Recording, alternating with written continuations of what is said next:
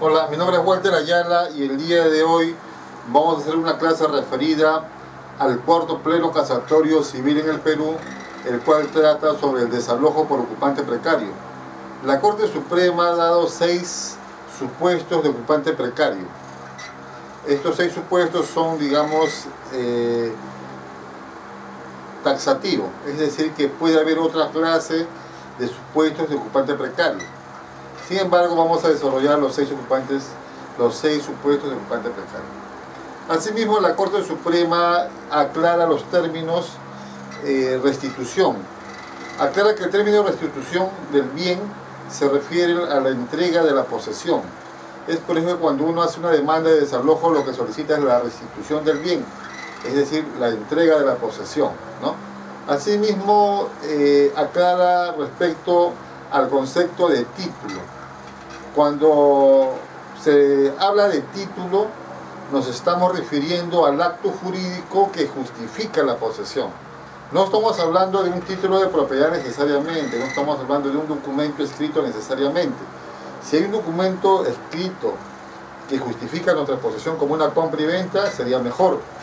Pero también, digamos, la Corte Suprema indica que no necesariamente tiene que ser escrito. Quiere decir que también puede ser de repente mediante otro medio, ¿no? La cosa es que se llega a probar la existencia del justo título, ¿no? Que va a justificar la posesión del ocupante del inmueble, ¿no? Asimismo, explica sobre la legitimación. ¿Quiénes pueden interponer la demanda de ocupante precario? Anteriormente, a la emisión de este pleno, normalmente los jueces eran del criterio que quien tenía que interponer esta demanda solamente era el propietario. Sin embargo, con este pleno ya se va, digamos, a ampliar la legitimación.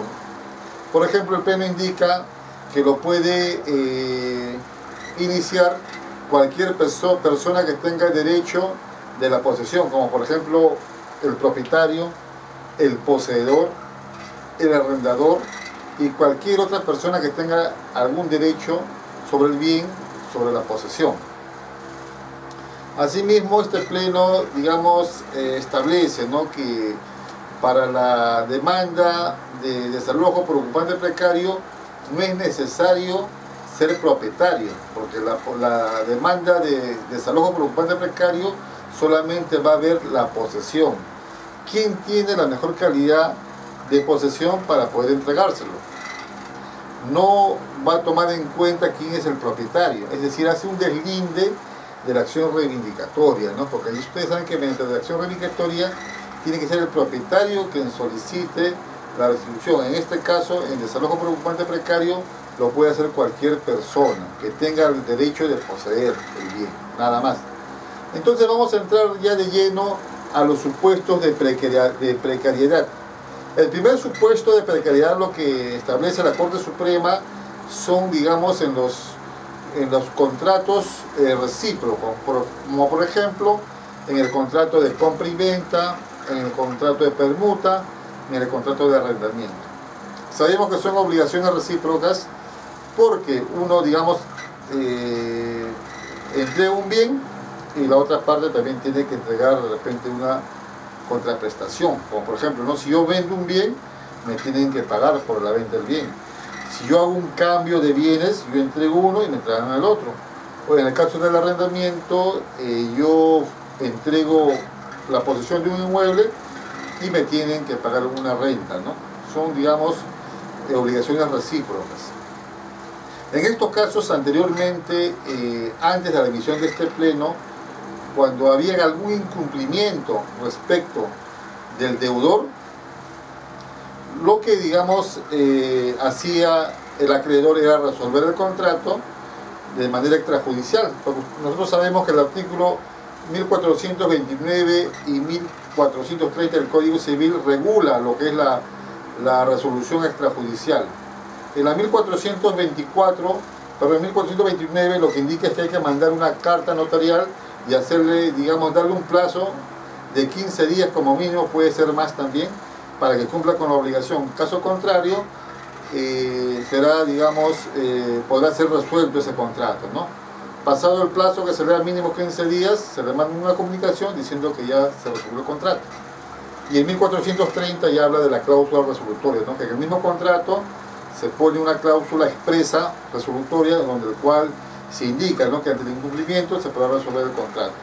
En este segundo caso solamente se comunica que se va a hacer, digamos, se va a aplicar, ¿no?, esa cláusula resolutoria y el contrato queda sin efecto, ¿no? Es una causal de ineficacia, porque queda sin efecto. Anteriormente a la dación de este pleno casatorio, cuando uno planteaba una demanda, por ejemplo, ¿no?, de desalojo, porque de repente uno vendió un bien y no me cancelaron, entonces se aplicaba el 1429 y 1430, el acreedor resolvía el contrato. Sin embargo, la otra parte decía que tenía un contrato, puede ser de arrendamiento, o puede ser, ¿no?, de compra y venta, o puede ser de permuta, y el juez, al ver que había, digamos, un documento que había sido resuelto, o que decía el demandante que lo había resuelto, normalmente el juez, digamos, declaraba improcedente la demanda porque indicaba que como el proceso de desalojo por ocupante precario se da un proceso sumarísimo, digamos, él no podía evaluar, ¿no?, que se necesitaban de medios probatorios y no había más, digamos, no lata a la sumarísima para poder resolver la resolución, que tenía que quedarse en otro proceso. Es por eso que emitió una sentencia inhibitoria, ¿no?, declarada improcedente y que lo haga valer conforme a ley. Sin embargo, con este pleno, a partir de la acción de este pleno, que fue el año 2011, el juez ya tiene, digamos, que respetar o que dar por resuelto conforme lo hecho el acreedor. En el mismo supuesto, ¿no?, que hay una obligación recíproca y el acreedor resuelve el contrato, el juez tiene que respetar el 1429 y 1430. No debe demandarle hacer otro proceso, sino ya debe, digamos, tener en cuenta que el contrato ha sido resuelto. Porque anteriormente había, digamos, acá todavía había una duda por parte de los jueces. Este pleno casatorio ha servido para aclarar que se tiene que tener por resuelto un contrato cuando el acreedor ha hecho uso de la cláusula resolutoria o lo ha resuelto, ¿no?, aplicando el 1429 y 1430, que es la resolución extrajudicial. Que no es necesario iniciar otro proceso, un proceso judicial para resolver el contrato, no es necesario. Simplemente, ¿no?, con la cláusula resolutoria o con la resolución del contrato que uno lo hace en una carta notarial 15 días y de ahí, ¿no?, otra carta simple donde dice que ya pasó los 15 días y que lo resuelve el contrato, con eso es suficiente. A partir de ahí, ya, digamos, el justo título, que sería el contrato de arrendamiento, ya no tendría, digamos, vigencia, no sería oponible. Entonces ahí sí procedería el desalojo. Este es el primer supuesto que la Corte Suprema ha establecido, ¿no?, en el caso de resolución de contrato extrajudicial. Es decir, los jueces ahora sí o sí tienen que tener por resuelto un contrato cuando el acreedor lo ha resuelto haciendo uso de esta cláusula 1429 y 1430. El otro supuesto que da la Corte Suprema es en cuanto al desalojo por contrato de arrendamiento. Anteriormente, antes también de la dación de esta sentencia, normalmente cuando uno, digamos, tenía un arrendatario, un contrato de arrendamiento, muchos jueces decían, ¿no?, de que se tenía que hacer por conclusión de contrato de arrendamiento, y otros decían que era precario porque el contrato ya había fenecido con el requerimiento. Este pleno casatorio lo que hace es aclarar. Indica que un contrato de arrendamiento que tiene vigencia, por ejemplo, de un año, y al terminar el año dice que el contrato continúa, simplemente que se vuelve un contrato indeterminado. Y al momento que el arrendador le requiere el bien mediante un documento, a partir de esa fecha el contrato fenece. Y a partir de esa fecha el arrendatario se vuelve precario. Ya, digamos, con esta sentencia queda aclarado que es así. Un contrato de arrendamiento de una vigencia determinada, por ejemplo, de un año, el arrendatario no quiere salir, continúa en posesión del inmueble. Desde el momento que el arrendador le solicita la devolución, el contrato fenece. Ya no es indeterminado, sino fenece. Entonces a partir de ahí, digamos, ya sería precario. Entonces la demanda que se tendría que hacer sería demanda por ocupante precario ante el juez civil, ¿no? Esa sería la segunda causal o la segunda regla, el segundo supuesto de ocupante precario. El tercer supuesto de ocupante precario viene a ser sobre los bienes transferidos. ¿Qué quiere decir esto? Por ejemplo, A arrienda a B, un contrato de arrendamiento, pero después A vende la propiedad a C, a un tercero. Entonces, ¿cómo quedaría B? ¿Cómo quedaría B con su contrato de arrendamiento que le hizo el anterior arrendador, el anterior propietario? Entonces lo que dice este pleno es que depende, si el contrato ha sido inscrito, el nuevo propietario tendrá que respetar. Pero si el contrato no ha sido inscrito, entonces el nuevo propietario puede pedir la restitución del inmueble, ¿no? Mediante una demanda de desalojo por ocupante precario, porque ese contrato de arrendamiento no se lo puede oponer al nuevo propietario. Entonces ahí la figura también lo ha aclarado, ¿no? Porque ya cualquier persona, cualquier arrendatario que tenga arrendado un inmueble y el propietario lo venda a un tercero, el tercero lo va a poder desalojar mediante la figura de la demanda de ocupante precario. Ahora también este pleno lo que digamos también ha establecido que queda a salvo el derecho del arrendatario en hacer la demanda de indemnización por daños y perjuicios contra el primer propietario, ¿no? Contra el primer propietario que le arrendó, porque él vendió la propiedad, digamos, cuando había un contrato todavía vigente, ¿no? No respetó la vigencia del contrato, lo vendió y fue desalojado por el nuevo propietario, ¿no? Entonces ahí queda a salvo el derecho de hacer una demanda por daños y perjuicios, ¿no? Así es. El cuarto supuesto de precariedad que establece la Corte Suprema en esta sentencia, en este pleno casatorio, es sobre los títulos manifiestamente nulos. ¿Qué quiere decir esto? Ustedes saben que el artículo 220 del Código Civil establece que un juez puede declarar nulo un documento o un acto jurídico cuando es manifiestamente nulo.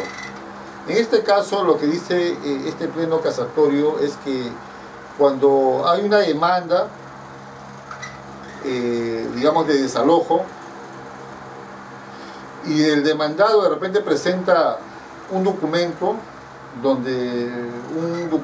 que indica ser su título, que justifica su posesión, como por ejemplo puede ser, digamos, una donación. Por ejemplo, A demanda a B para que desaloje, y B dice que no, que yo soy propietario porque a mí el anterior propietario me lo donó. A ver, para hacerlo más claro, de repente yo heredé la propiedad de mi abuelo o de mi padre. Mi padre falleció, me dejó la propiedad, y en la propiedad había, digamos, una persona viviendo. Yo le hago la demanda para que esa persona salga del inmueble, y en el juicio esa persona dice que no, que mi padre le ha donado el inmueble, y presenta un documento, digamos, con firma legalizada, por ejemplo, ¿no? Yo soy el propietario, indica el demandado, porque el padre del demandante me donó el inmueble, y acá está el documento, presenta un documento donde trata de justificar su posesión. Pero ustedes saben que la donación tiene que ser por escritura pública, si no es nulo, porque no cumpliría con la formalidad que establece la ley, que viene a ser un elemento de validez del acto jurídico. Entonces la ley dice que para que un acto jurídico sea válido, tiene que haber voluntad, tiene que haber capacidad de las partes, objeto físico y jurídicamente posible, fin lícito, y la forma prescrita por ley si es que la ley lo exige, ¿no? En este caso, nuestro código sí exige que la donación sea por escritura pública, si no el acto jurídico es nulo. Entonces, si el juez, digamos, anteriormente los jueces cuando veían este supuesto, declaraban improcedente la demanda y se inhibían y decían que lo van a valer conforme a ley en un proceso más lato donde se puede ver la nulidad, ¿no? Pero, digamos, con este pleno establece, ¿no?, que el juez, cuando vea una manifiesta nulidad de un acto jurídico, en este caso el documento, que debería ser la donación que se ha hecho en documento simple, el juez podía no aplicar los 120 que era nulo, y pronunciarse por el fondo, ¿no? Debería pronunciarse por el fondo. Indica que el juez no debe emitir una sentencia inhibitoria, ¿no? Sino que se debe pronunciar por el fondo y debe declarar la nulidad del documento conforme al artículo 220, ¿no? Entonces, este es el cuarto supuesto. El quinto supuesto de ocupante precario es cuando es por prescripción adquisitiva. Es decir, existe, digamos, una demanda de desalojo y la parte demandada indica que ha estado viviendo, por decirle, más de 10 años, de forma pacífica, continua y pública. Y es más, puede decir que hasta tiene una sentencia de prescripción en otro juzgado y lo presenta, ¿no? Entonces, acá, ¿qué es lo que dice este pleno casatorio? Este pleno casatorio lo que indica es que mientras que la sentencia no esté consentida o ejecutoriada, el desalojo debe proseguir. Que el solo hecho de alegar que tiene viviendo 10 años, 20 años, 30 años, no va a impedir que el juez continúe viendo el desalojo. Ojo que si existe una sentencia en primera instancia, tampoco lo va a impedir. Lo único que va a poder impedir el desalojo es siempre y cuando exista una sentencia consentida o ejecutoriada. En el supuesto de que existe una sentencia consentida y ejecutoriada y también existe una sentencia de desalojo consentida y ejecutoriada, y si todavía no hay lanzamiento, la parte demandada podrá pedir la ineficacia, la suspensión del lanzamiento, presentando ahí la sentencia consentida y ejecutoriada. Si no hay sentencia consentida y ejecutoriada de prescripción, el desalojo se lleva sí o sí. Si es lanzado y posteriormente recién sale su sentencia de prescripción, ya podrá pedir la restitución en otro proceso, ¿no? Eso también lo que aclara la Corte Suprema. Anteriormente, cuando, digamos, había una demanda de desalojo y la parte contraria alegaba la prescripción, que había un proceso de promedio o hasta había una sentencia de primera instancia, muchas veces los jueces también declaraban improcedente y decían que le hagan valer una vía más larga, ¿no? Emitían sentencias inhibitorias. Ahora la Corte Suprema ha aclarado que no, que el juez, si no existe una sentencia de prescripción debidamente ejecutoriada o consentida, debe de continuar. No va a ser una causal de cortar el proceso sí o sí tiene que continuar. Y la última causal habla sobre las edificaciones. Normalmente, digamos, cuando se habla de edificaciones por supuesto de ocupante precario, se trata de que existe, por ejemplo, una persona que es propietaria del suelo y otra persona que es propietaria de la edificación. Entonces el propietario del suelo le hacía la demanda para que el propietario de la edificación desaloje, y muchas veces decía el propietario de la edificación: no, pero yo construí ahí, tengo una casa de 5 pisos y probaba la construcción, ¿no? De repente con documentos, digamos, fehacientes hacia el juez. Entonces el juez lo que hacía también ahí se inhibía, ¿no? Que se vea un proceso más lato o que lo haga en el proceso de reivindicación, bueno.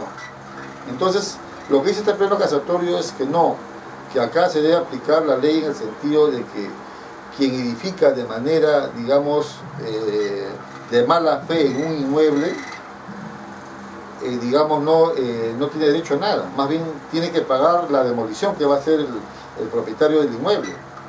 O si ha sido de buena fe, por decirle, no, la persona construyó de buena fe, entonces, según el Código Civil, el propietario del suelo tiene que reembolsarle los gastos, ¿no? Entonces ya ese gasto, ese dinero, tiene que pedirle en otro proceso.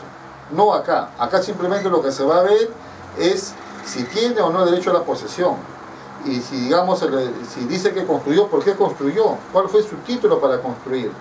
De repente dicen, no, que como yo estaba viviendo ahí buen tiempo, ya comencé a construir por necesidad. Pero eso no sería, digamos, un justo título para poder, digamos, tener la posesión. Ahí de repente ya lo que se debería ver es el tema, ¿no?, de los gastos que esté hecho para la edificación, nada más, y ver si es de buena o de mala fe, pero eso está en otro proceso. O sea, sí o sí, se desaloja. Ahí se sigue el principio de accesión. Ustedes saben que el derecho real es lo que es del suelo, pegado al suelo, queda ahí en el inmueble. Entonces se aplica ese principio, ¿ya?, el principio de accesión. Lo que se construye en el suelo pertenece al suelo. Entonces hemos hablado de estos 6 supuestos de precariedad que ha dado la Corte Suprema. Como dije hace un momento, puede haber otros supuestos más de ocupante precario. La Corte Suprema deja abierta la posibilidad, pero sí los ha, digamos, dado los 6 supuestos de ocupante precario. Asimismo, la Corte Suprema lo que indica es que el juez está obligado a emitir un pronunciamiento de fondo. No puede hacer una sentencia inhibitoria. No se puede inhibir y decirlo, ¿no?, que lo haga un juez en una vía más. No, tiene que pronunciarse sí o sí sobre el fondo. Bueno, esto es todo respecto al cuarto pleno casatorio civil y será hasta una próxima. Muchas gracias.